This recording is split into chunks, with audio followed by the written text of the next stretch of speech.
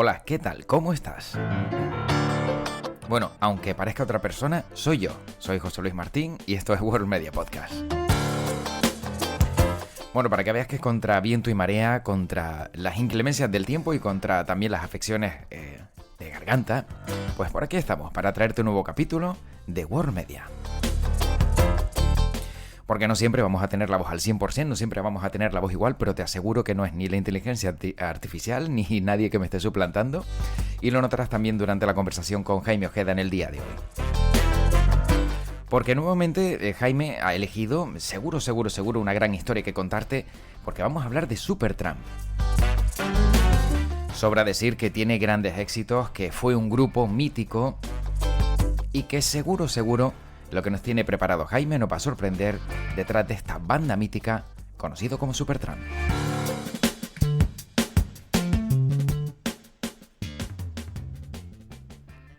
Y siempre es un placer hablar con Jaime Ojeda. Jaime, ¿qué tal? ¿Cómo estás? Hola José, ¿qué tal? Pues muy bien, la verdad que encantado de estar en una edición más del podcast aquí en World Media y para hablar un poquitito de música y en esta ocasión la verdad que una historia, digamos que de pocas personas conocidas, pero a su vez de una banda que aunque conocida, José, yo diría que poco conocida. La verdad que puede parecer todo un poco lioso, pero seguro que cuando nombremos la banda de la que vamos a hablar, oye, sí, claro, por supuesto, la conocemos, igual nuevas generaciones no, pero gente de los 70, de los 80, vamos, que ya en esa época eran adultos y escuchaban música, pero es curioso porque siendo una de las bandas, yo considero, y después de documentarme para el podcast y demás, considerada por todo, por el público y por la prensa, como una de las bandas realmente imprescindibles y totalmente influenciadoras de las generaciones siguientes, pues es una banda que por su propia naturaleza, pues digamos que está un poco ahí en el anonimato y en su época también permanecían en el anonimato y adelanto que una de las razones era porque no eran conflictivos. Eran unos chicos muy normales, que eso sí, entre sus dos líderes, porque es una banda con dos líderes, pues se llevaban fatal. Pero vamos, que esa mala relación no salía mucho al exterior y ellos en sí, como banda, pues la verdad que no eran nada conflictivos. Ellos se dedicaban a dar conciertos y a grabar discos y bueno, pues no la liaban, ¿no? Como otras bandas de la época de los 70 y de los 80. Y como no tenían esa, digamos, carnaza para la prensa, pues la prensa no le daba tampoco mucha bola. Así que esta es la introducción, José, a este nuevo capítulo del podcast y si quieres tú desvelas la banda de la que hablamos, que Bueno, seguro que te encanta y te gusta y no sé si estarás de acuerdo conmigo en la intro que he hecho. Sí, no, siempre de acuerdo y además que hay que decir que bueno, yo estoy seguro de que seguro que alguna canción de Supertramp, que esa es la banda de la que estás hablando, Sí. alguien conocerá, pero Jaime, pensando ahora mismo, hemos visto que se han hecho versiones de grandes grupos de los 70, de los 80, pero ¿hay alguna versión también que se haya hecho de Supertramp que te venga así a la cabeza ahora mismo? Hace no mucho, quien te dice No, hace no mucho, hace, no sé, 8 o 10 años, es que a mí tampoco me viene. no, la verdad que no. La verdad que no conozco sampleos de sus canciones o versiones, que seguro que si te pones a buscar las hay, pero a lo que tú te refieres, que digamos que un artista así conocido los haya sampleado, los haya versionado, pues la verdad que, José, no me viene ahora a la memoria ninguna, al igual que sí pueden venir a la memoria, pues sampleos de muchas otras bandas. Pues yo que sé, recientemente los casos que hemos hablado de Police o de Rolling Stones pero la verdad que de Supertramp no, en absoluto. Y yo creo también que su sonido, no sé, era tan particular que Uh-huh. igual pues no sé, puede ser fácil samplearlos o tampoco le interesa mucho porque como decimos eso, que es una banda un poco anónima, a pesar de vender millones de discos y de ser una banda totalmente imprescindible de pop, pues la verdad es que no recuerdo, ¿eh? No recuerdo No, ninguna versión. no, yo tampoco, la verdad es que por eso estaba pensando ahora y como dices tú, pues se han hecho versiones por parte de raperos, de gente de otros estilos musicales, ¿no? De canciones clásicas de los 70 y 80, pero de Supertramp, Sí, sí. pues yo veo una oportunidad perdida porque tiene una cantidad de éxitos brutales, pero Bueno, brutales. Sí, sí, sí. Además, yo creo que canciones que siguen sonando, pues como en el primer día, que suenan ahora mismo, pues totalmente actuales, ¿no? Es un pop totalmente actual y además tienen una calidad técnica, José, que como iremos Mm, desvelando, pues son, ya te digo, son una banda de referencia para un montón de cosas. Así que efectivamente. la verdad que es muy curioso ese dato que también has dado como entradilla, Ujú. el hecho de que nadie los haya sampleado, versionado, que siempre marca un poquito, ¿no? El resurgir de una banda o digamos que esas bandas pues han tenido ahí marcar una huella, ¿no? Ujú. Y ya te digo, ellos han marcado huella, pero es como si no la viera los artistas Ajá. y la prensa, y por eso nosotros hemos querido traer de nuevo al escaparate a Supertramp, porque, bueno, pues ellos la verdad que tienen discos increíbles. Yo, el disco que más he escuchado de ellos es Famous Last Words, Ujú. que tiene canciones como ese It's Raining Again, que para mí, Buah, bueno, pues la brutal. verdad que es una canción, yo le pondría un 10 de canción, Mm. pero es que es el disco al completo. El disco al completo es una auténtica maravilla y fue, digamos, su último gran disco hasta que ya directamente sus dos líderes ya no se aguantaban más y dijeron, mira, hasta aquí llegamos y fue su último gran disco.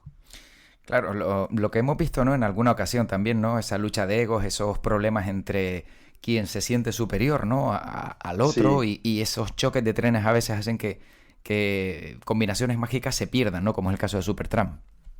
sí, sí, además que investigando para el podcast, José, realmente fue el éxito colosal del grupo, sobre todo con el disco Breakfast in America, el que comenzó haciendo grandísima esa grieta, ¿no? Entre los dos líderes Ujú. y la verdad que ya fue irreparable y es curioso porque ellos, por ejemplo, llegaron a un acuerdo de firmar sus canciones como lo hacían los Beatles y sobre todo Paul McCartney y John Lennon, ¿no? Que es curioso porque muchas de las canciones de los Beatles que están firmadas a dúo, ¿no? Por John Lennon y Paul McCartney, en realidad eran de uno de ellos solo. Pero ellos llegan a un acuerdo para no liarse, porque después, cuando uno traía una idea, el otro le ayudaba muchísimo, pero en realidad el creador era uno, ¿no? Ujú. Y dijeron, mira, al final vamos a firmar los dos y es más rápido y más fácil, y aunque eso después ha traído problemas, ¿no? Yoko Ono haciendo reclamación de derechos de autor, bueno, unos líos importantes, José, porque por desgracia sabemos que donde hay fama y hay dinero, pues al final Ujú. no sé qué tiene el ser humano que se le nubla la visión y al final lo que todos son buenas intenciones, Sí. después, de una forma muy, muy, muy lamentable, diría yo, por Ujú. parte del ser humano, se le da la vuelta, ¿no? Y eso es lo Hay, que le pasó a Sí, sí. Supertramp. No, te iba a decir que hay una frase que refleja muy bien precisamente lo que estás contando. No recuerdo de quién es el autor, pero la he oído y me quedó marcada, ¿no? En cuestiones de dinero y política no hay amigos. Oh, pues Para que tela, ¿eh? veas. Sí, sí, porque realmente el Sí, dinero al sí, final sí. hace que la gente se vuelva o se enemiste o se vuelva Sí, codiciosa y en política sí, pues sí, también, bueno, lo sencillo a lo mejor es meter puñaladas o parece que es lo claro, normal, con lo cual pocas sí. amistades hay. Mm. Pues la verdad que con Supertramp pasó lo mismo y además es muy curioso porque es uno de esos grupos que podríamos utilizar el verbo de permanecer agazapados dentro de la historia del rock.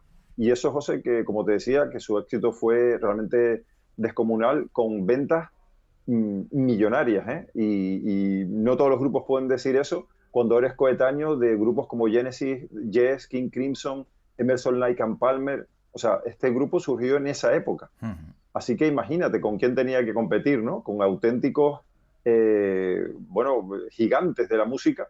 Y ellos, pues, vendían tantos millones como estos grupos que he nombrado y sus conciertos eran también multitudinarios.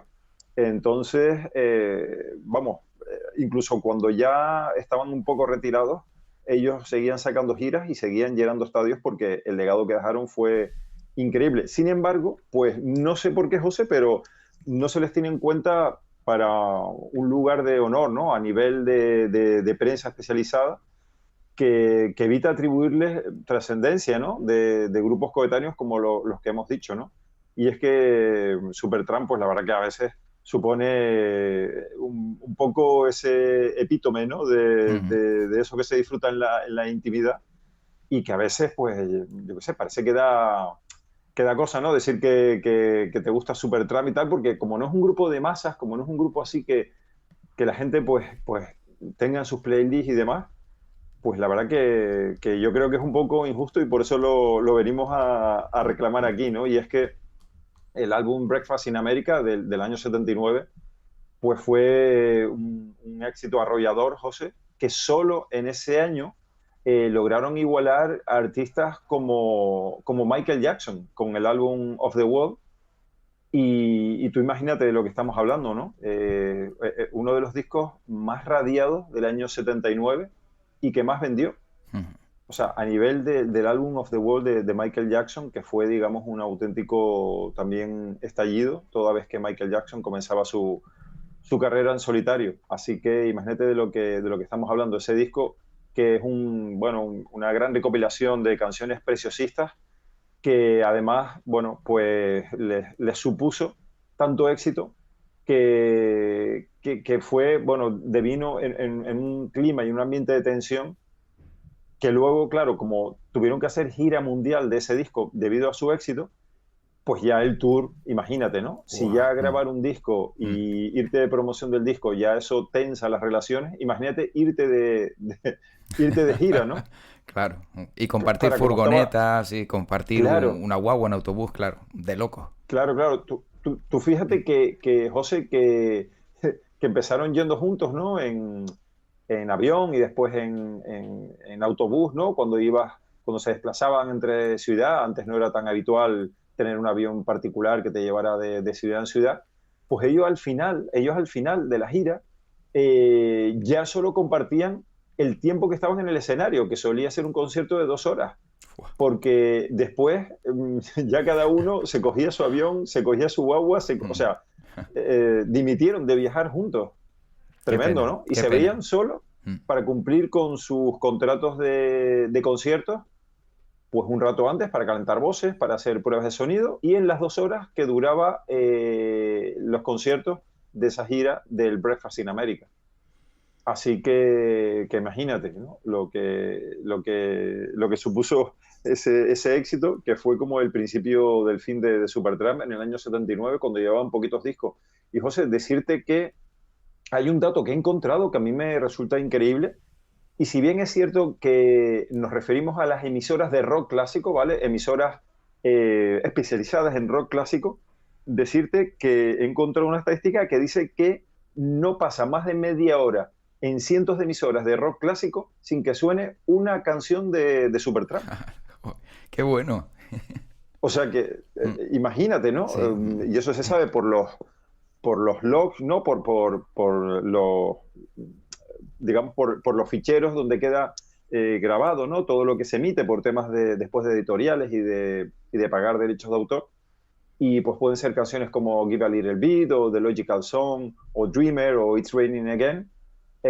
Bueno, son tantas canciones que es eso, ¿no? Que no pasan más de media hora sin que suene una nueva canción de los Supertramp. Así que la verdad que tremendo. Decirte que ellos además grabaron 3 discos de rock progresivo que se llevaba mucho en la mitad de los 70, era como el estilo musical que llegaba desde el Reino Unido, y discos como el Crime of the Century, que es del 74. Uno también muy conocido yo creo que es una frase, José, no sé si me puedes desmentir, Mm. pero el título del disco del 75, Crisis, What Crisis, Sí, algo así como Crisis, ¿qué crisis? sí. Eso es una frase ya mítica que se ha utilizado para muchas otras cosas. Sí, sí, es verdad, sí, porque Sí, ¿verdad? cuando algunos argumentan que hay crisis, quien a lo mejor gobierna dice crisis, ¿qué crisis? O sea que Exactamente. realmente, En claro, política yo la he sí. escuchado mucho y Mm. en discursos y en deporte. Es decir, es una frase que se utiliza mucho y que forma parte, ¿no? de la discografía de ellos. O también el disco del 77, Even the Quietest Moments. Pero vamos, fue 2 años después, a partir de Breakfast in America, que arrasó cuando comenzaron los problemas. La verdad que tuvieron también un problemilla, y es que ellos venían de hacer rock progresivo, y con Breakfast in America se le empezó a acusar de convertirse en una banda pop que solo buscaba el éxito. Y la verdad que a ellos no les preocupó muchísimo, Mm. porque es que ellos, es súper simpático, en declaraciones eh, decían que, claro, que para ellos lo fácil, eran tan buenos músicos, tan buenos compositores y tenían tanto talento, que para ellos lo sencillo, lo fácil, era hacer un disco de hits, de éxito, de singles de radio. Y que ellos realmente pues comenzaron en eso, a mediados de los 70 haciendo discos de rock progresivo porque eran los realmente complicados. Entonces, bueno, pues a ellos la verdad que no les, tampoco esto les importó mucho que la crítica precisamente eso, los criticara por hacer un disco de pop, digamos, más fácil para obtener el éxito, porque es lo que les apetecía hacer y que les salió solo, ¿no? Entonces, la verdad que eso fue un poco el principio del final de esta banda. Comentarte, José, también que Supertramp es un poco una banda que, digamos que es un desafío a los clichés del rock, lo que estábamos hablando, ¿no? Porque yo te digo Supertramp y la verdad que yo creo que no le ponemos rostro, ¿no? A No, sus miembros no, es y a verdad. los líderes. No, fíjate que le ponemos más rostro a las portadas de sus discos que a ellos mismos. Sí, Ujú. totalmente. Oye, pues tienes razón también, se me iba a Sí. olvidar totalmente hablar de las portadas, Mm. que son una maravilla. Son una maravilla, son, pero de una calidad y diseño Increíble. brutal. Ujú.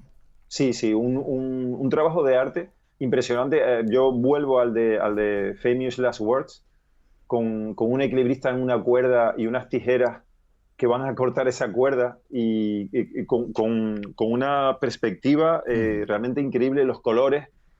También la portada de Breakfast in America, una portada maravillosa. La verdad que sí, que las portadas también de los discos, increíbles.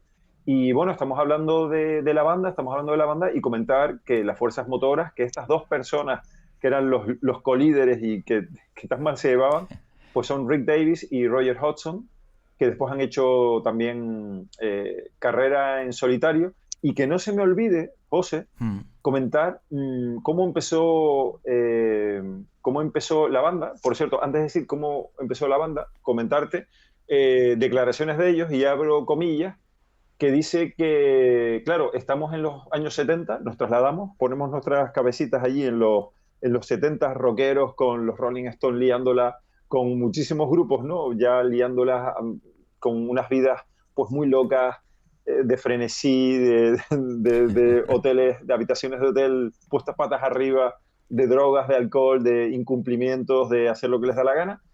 Y ellos dicen que, claro, que ellos no eran estrellas con malos hábitos y que buscaban la publicidad.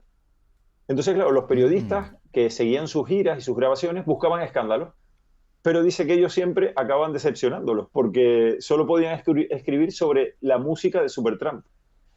Claro. Y que claro, que no había nada, no había nada que contar, no había trapos sucios, que eran buenos Mm. chicos. Entonces, claro, la prensa poco a poco fue diciendo, bueno, esta gente es que no aporta nada, que esto, no hay quien venda esto porque Mm. solo podemos hablar de su música, ¿no? No tenemos nada más de lo que hablar de ellos, y es una pena que ya de los 70 la prensa vendiera con esos argumentos, ¿no? Y no vendiera, digamos, oye, pues historias positivas y bonitas.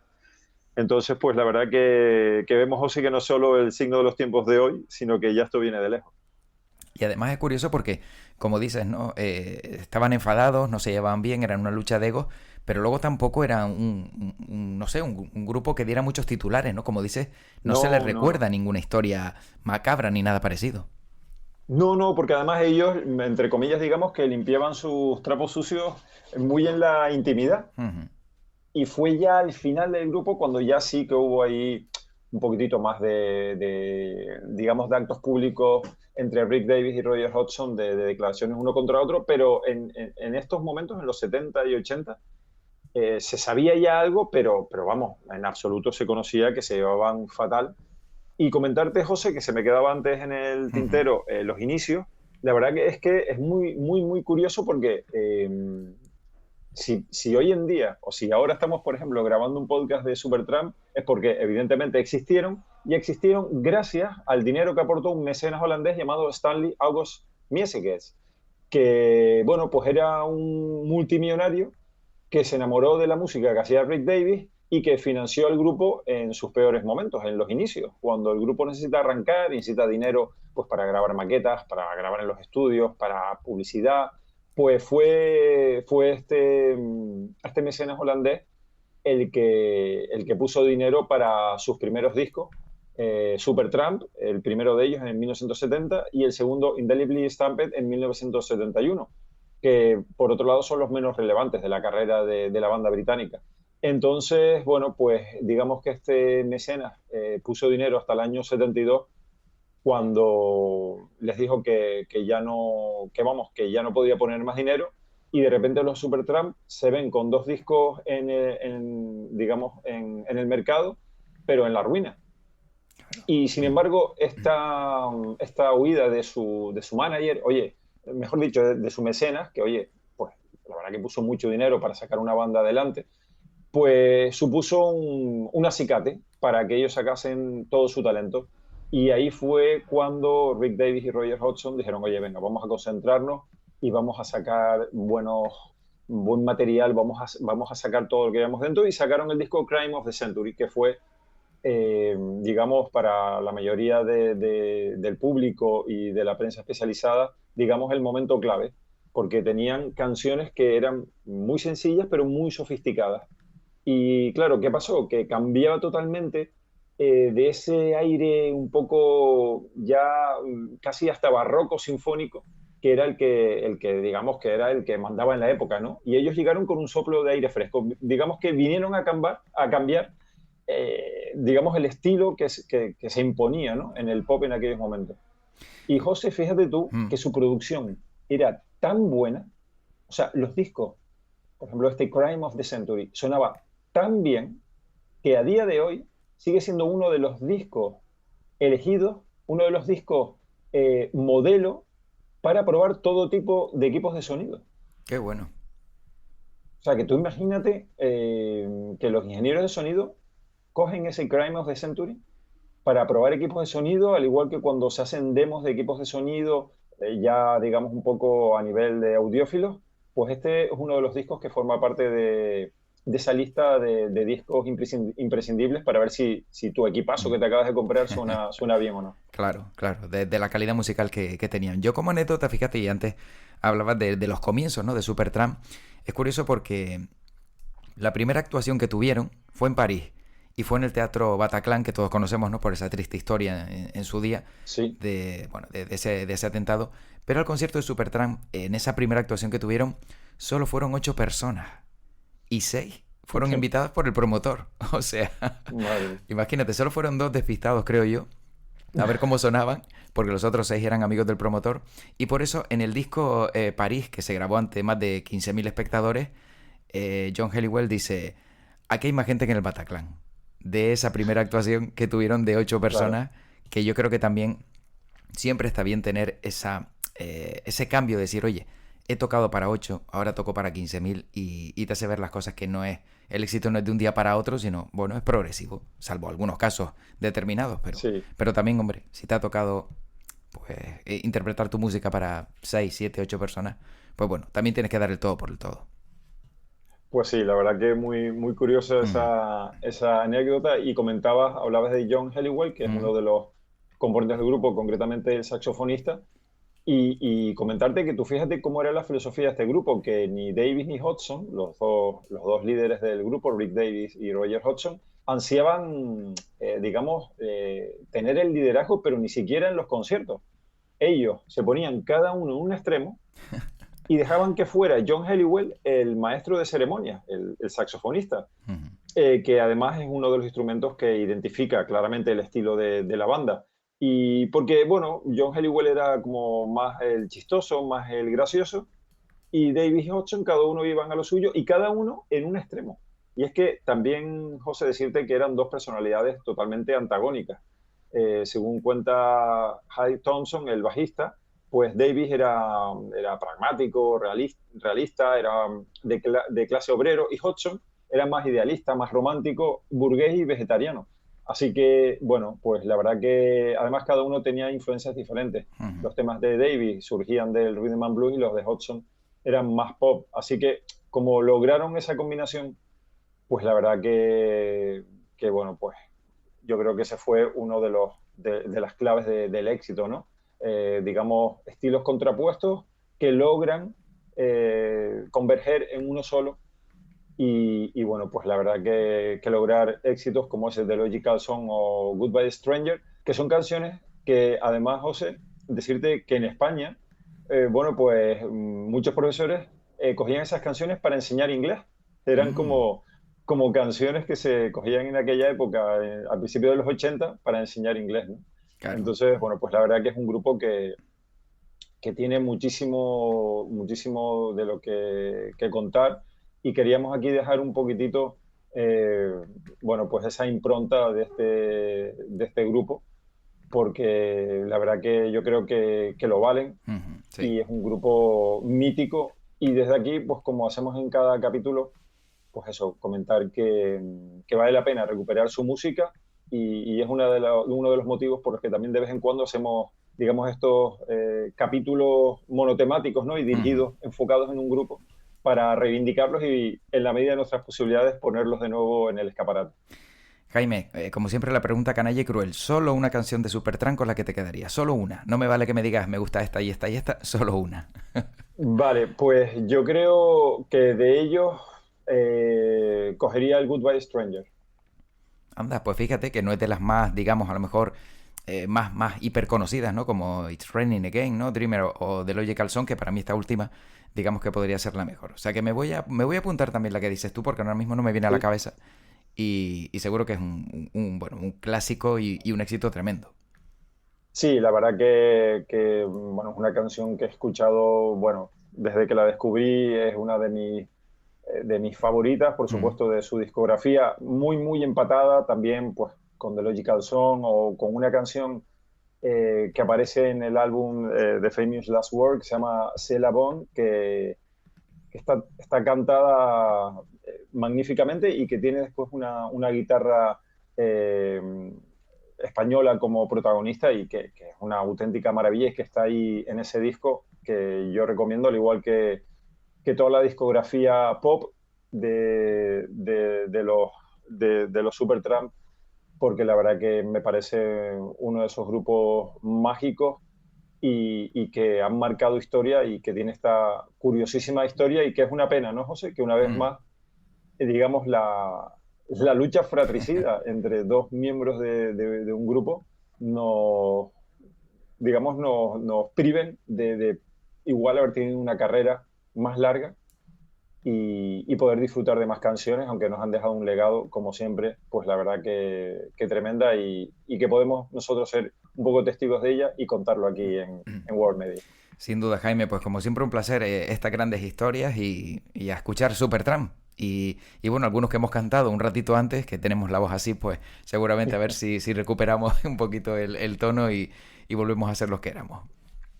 Genial, José, pues seguro que sí y una vez más encantado de